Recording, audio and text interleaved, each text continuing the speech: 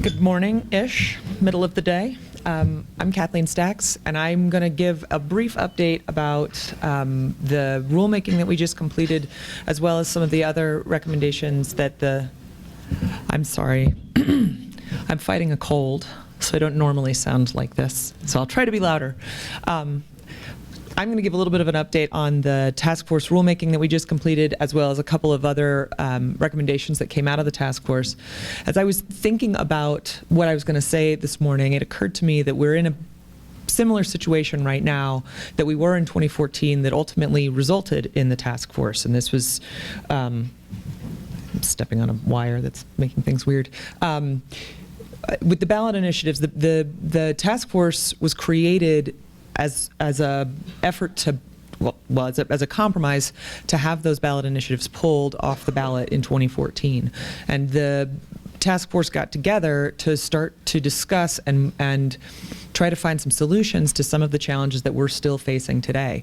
And I think that while the members of the task force, the governor and the administration look at the work the task force did as a success, it was really truly a sort of a first step. And I think we ended up with recommendations that in large part focus on giving local governments more opportunities and enhancing relationships, and really trying to find better ways to engage different people in this oil and gas process, because it does affect so many people in so many different ways. So we had Matt Lepore mentioned yesterday in his discussion that the COGCC is not good at regulating relationships, and yet we have been asked to do that again and again, and particularly with this, with the rulemaking that we just went through, a lot of what we were trying to implement with these recommendations has to do with relationships. And I think that while the COGCC is not good at regulating relationships, they are good at creating and enhancing and maintaining relationships. And I would give the staff a lot of credit for reaching out to a broad group of stakeholders. And in fact, this rulemaking process, we had 72 official parties, which was like 30 more than we've ever had in any previous rulemaking, including 22 individual citizens. And so there was a lot of engagement from citizens and from local governments in that process that we hadn't seen before. And so I think that one of the efforts from the COGCC is to really get out and give people more opportunities to participate.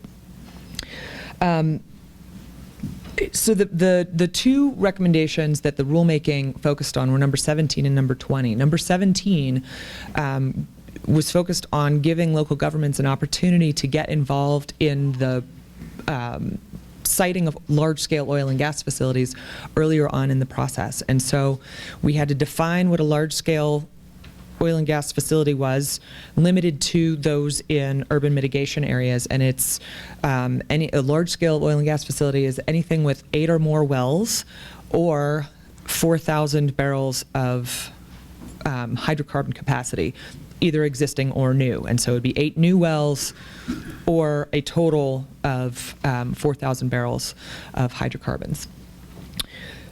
When those, and then within an urban mitigation area, which is 1,000 feet, within a 1,000 feet circle, there are 22 building units, or essentially homes, or within a semicircle, 11. So we're looking at more densely populated areas.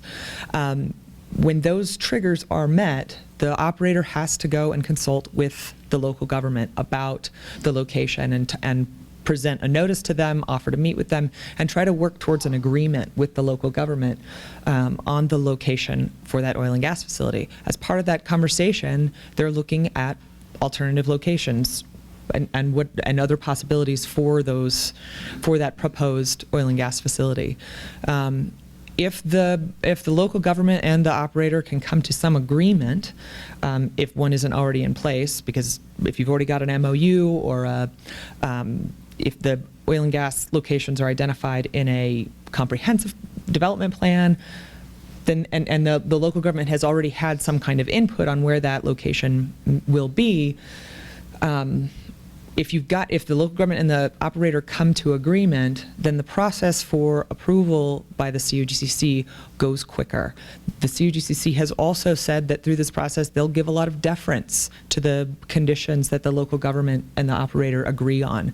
So I would encourage you who work in local governments that if you can come to an agreement, the COGCC really is going to lean on you and respect the wishes of and the agreements that you guys have come to with those operators. So really, there's a lot more notice. The rules also provide notice to other local governments within 1,000 feet of the within 1,000 feet of the proposed location. So if there are different jurisdictional boundaries within that 1,000 feet, then those local governments will get notice as well. The other piece, the number 20, the other recommendation that these rules implemented had to do with earlier planning and communication between local governments and operators. It requires local operators to register with whatever local government they're operating in or have plans to operate in.